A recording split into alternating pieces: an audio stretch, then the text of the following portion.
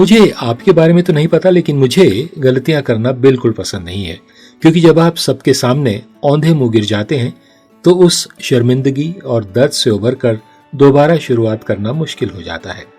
क्या मुझे इसकी जहमत उठानी चाहिए? नमस्कार, मैं हूं क्रिस्टोफर सिंह और आज के ताजा कार्यक्रम में एक बार फिर आपका स्वागत है।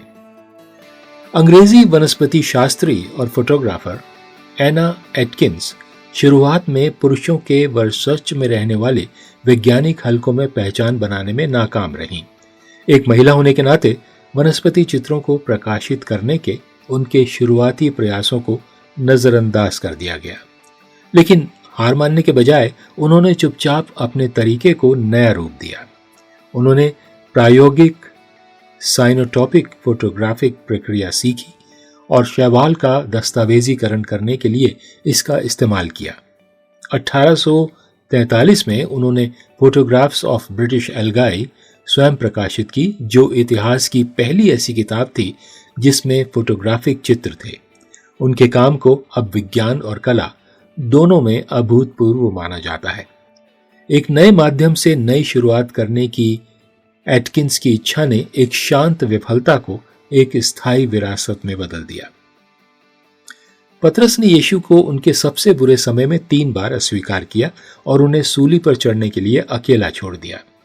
क्या इससे बड़ी कोई और असफलता हो सकती है? फिर भी पुनरुत्थान के बाद यीशु ने क्या कहा? बाइबल में लिखा है, यूहन्ना उसका 21 अध्याय 17 वचन में, उसने तीसरी बार उससे कहा, हे शमौन, यूहन्ना के पुत्र, क्या तू मुझसे प्रीति रखता है? पतरस उदास हुआ कि उसने उसे तीसरी बार ऐसा कहा कि क्या तू मुझसे प्रीति रखता है, और उसने कहा, हे प्रभु, तू तो सब कुछ जानता है, तू ये जानता है कि मैं तुझसे प्रीति रखता हूं। यीशु ने उससे कहा, मेरी भेड़ों को चरा। यीशु पतरस से मिले और उसे क्षमा किया और उसे पुनः कार्यभार सौंपा। इस प्रकार पतरस ने नए सिरे से शुरुआत की, पहले से कहीं अधिक मजबूत और विनम्र। परमेश्वर हमें नए सिरे से शुरुआत करने के लिए कभी शर्मिंदा नहीं करते।